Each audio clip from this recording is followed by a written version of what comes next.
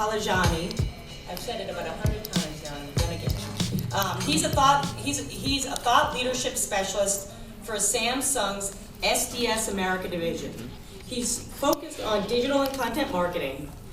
Neel received his BS from Carnegie Mellon, very good, and his experiences over the last 10 years have varied from co-founding an IPTV set-top box company, launching Hoops India, which I think is very cool, to promote basketball in India, and working with a sports agency to manage the player who became the 11th overall pick in the 2010 NFL Draft.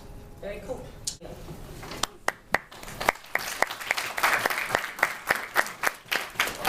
My bio data.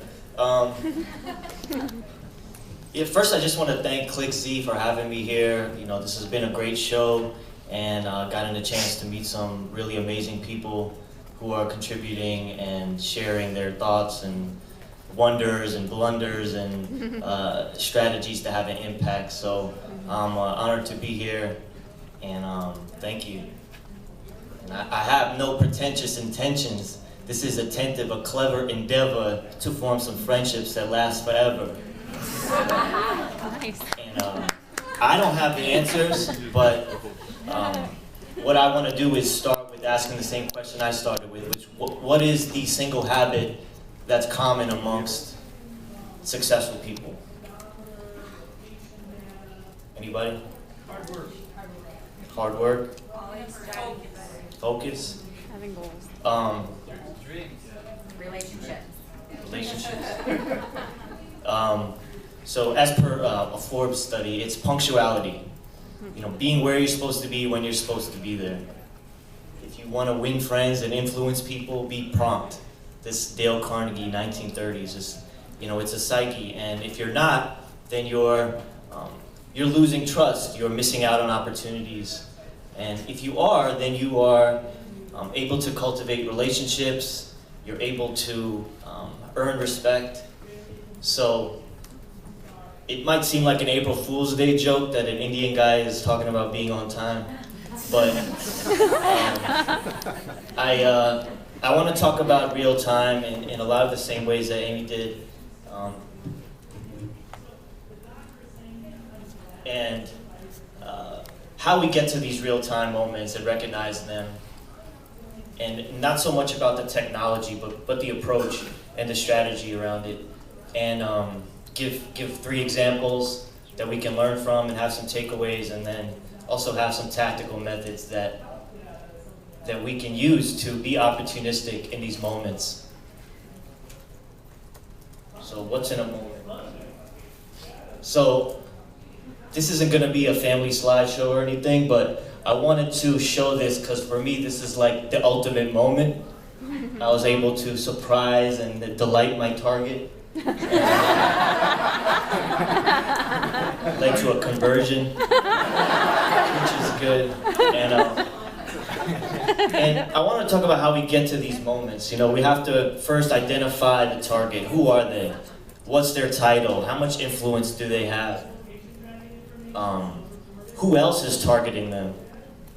And most importantly, what do they love? Love what they love is, you know, if you take anything from what I say, it's love what your target loves. And the more you can provide insight and help, you know, in those worlds, the better you're going to be. And the long-term relationships get formed. There's a saying like, you can't write a love letter addressed to whom it may concern, right? It's not going to be a great conversion rate. So, also, where are they? Where do they live? This is a piece from Namjoon Pak, who's an amazing genius artist from the 60s, 70s. But he used to say, you know, we keep redefining where do we live. You know, it's so relevant today. It's like, do we live in New York or do we live on YouTube? You know, and I just went to a show and they're like, is Brooklyn in the house? Is Queens in the house? And, you know, I'm thinking like it's more relevant to say, is Craigslist in the house? Is Snapchat in the house? You know, and, you know, somewhere between the technology is there, you know, cookies and beacons, and, you know, we can use both to kind of get a full picture of where people are. but we still want to do it in the right ways, you know, and at the right times. And time is something that is objective time and subjective time. Objective time is like, you know, 12 noon, where we're all here and we're sharing this collective experience, and it's unifying, and everybody's attention is in one place. And then there's subjective time, which is like more personal. It's a sense of time. It's time to eat. It's a, you know, a frustrating time. It's a lonely time, and both, you know, need to be considered. And both, the concept for both is that they're both now. They're both now moments, and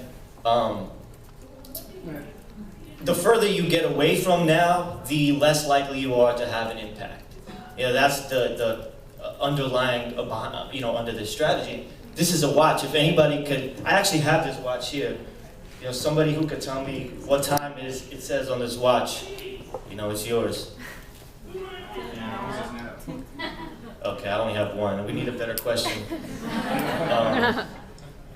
What's a good question? You guys gotta think about it. I want to give this. I have this watch away, so I want to give it away. And yeah, the time is now. Okay, we'll go with that. So the idea is that the time is now. So how do we know that right now is the right now for us? And there's things we can do to create those now moments. We can have a conference. We can have a you know, produce a live event. We can set a product release date. We can do things that have these you know, can't miss moments that you know, you have to be there in a specific period, you know, a specific time. And those are the things that have, you know, speculation, and there's expectations leading up to that all foster engagement and an opportunity for brands to get involved with. And when you're around these moments, traditionally they're used as a gateway drug.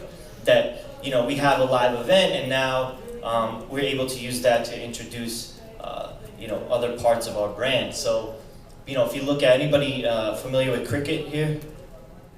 Cricket, yeah, a few. Mm-hmm. So cricket is, you know, if the Super Bowl got, you know, 126 million viewers, and you were the biggest US TV you know, event in history, just, you know, to put that in perspective, the Cricket World Cup just ended. There was, you know, over 1 billion viewers for some of those matches. So here, if you want to watch cricket, you know, the first example is like ESPN, right? They have the rights to cricket, and, you know, one of the ways to watch it is the live cricket app.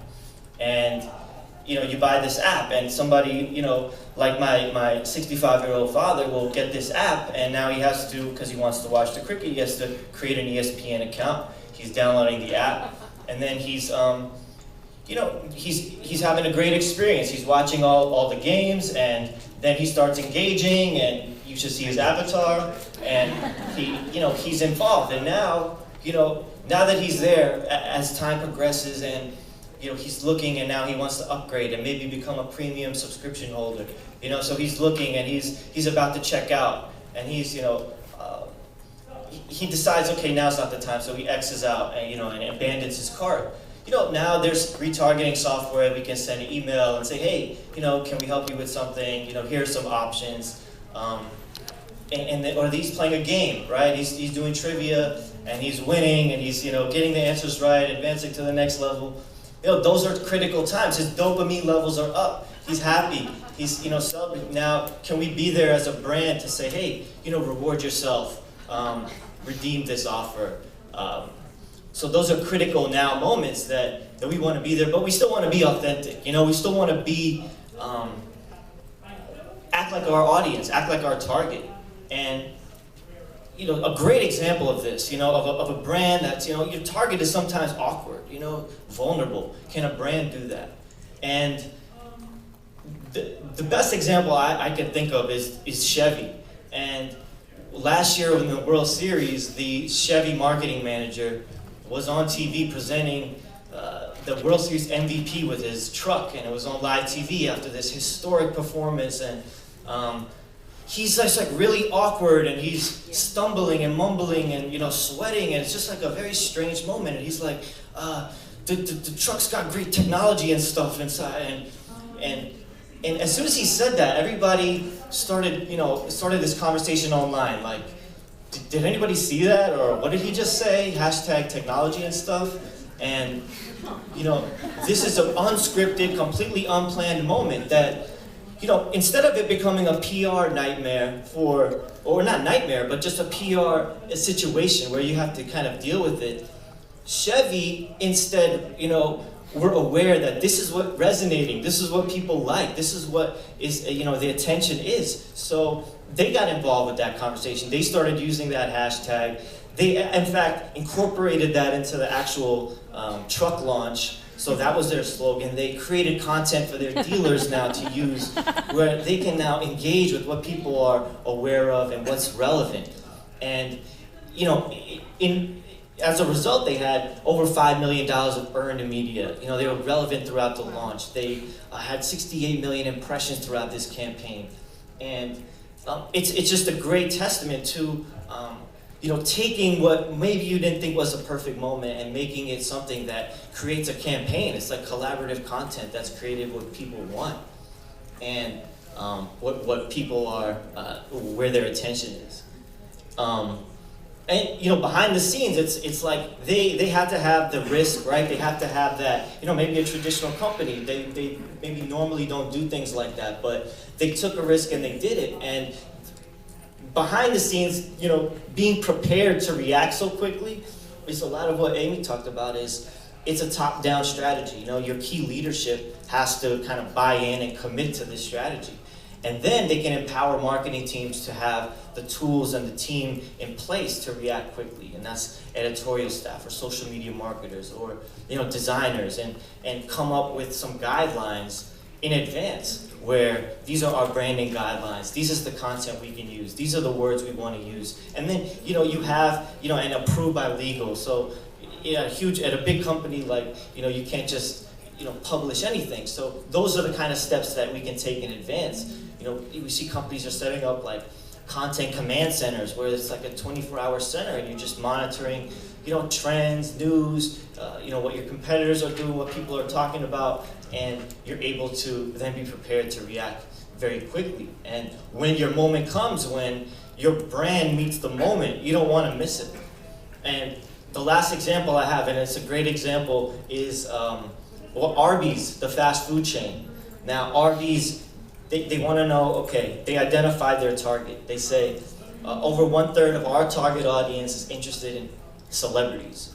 So they're searching on celebrities, they're liking, engaging celebrities online, on the major platforms. And so armed with that knowledge now, their team is monitoring pop culture moments, what's happening.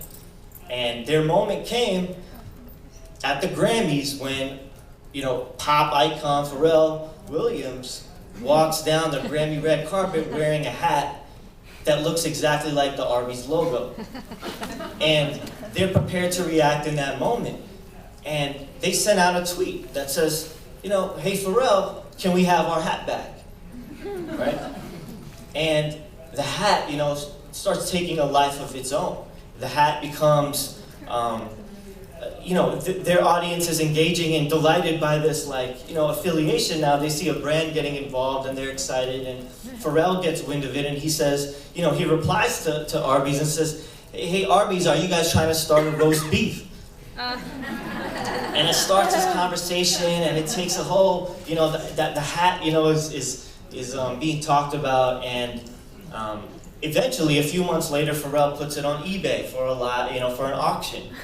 And Arby's continues this discussion, and they bid on it, and they win. So $44,000 bid, and they buy the hat. It's a charitable donation, and they're still in the news, and it's still relevant. And they carry it on, past then, where now it sits in a museum in Washington, the museum. So, this is like a way we see that live TV then turns into a Twitter conversation, then it's actual transaction, and now it has a place to live.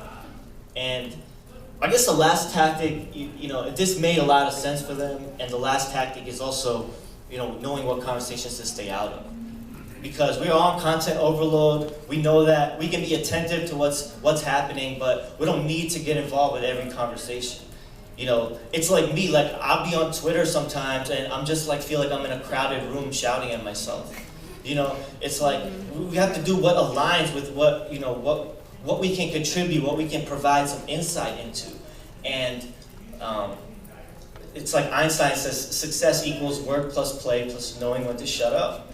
And it's true. You know, there's brands that we've seen, you know, there's a hurricane or a natural disaster and they're getting involved to like, hey, you know, you want to buy a sweater? No, like, you know, people are really, you know, in turmoil at this point, or trying to steal the shine from like, you know, like a tragedy or a death, or, you know, those are conversations, you know, in my opinion, that it's better to just stay out of them, you know, and keep it simple and keep it something that is really aligned with what you can do and offer something, not just try to capitalize on something that's gone negative. So it's really a psyche, you know, that's been around for a while, and we see, you know, now if brands can start to think about, okay, how do we approach real time? So I think it's time for me to wrap it up. So let me wrap it up. So be ready to notice your moment and own it, see it and seize it. Don't let it go, and know who you're targeting. Be real with your marketing. Be authentic. We're not machines. I mean, have you ever spent a weekend speaking to a beacon? You hear a beep, get a greeting, a coupon for redeeming. Great. You were elated when you started, but irritated by the evening. And the idea is to use these moments and create something that has a lasting impact. So you can create something in an instant that you can use, you know, over the course of a campaign. So, thank you very much.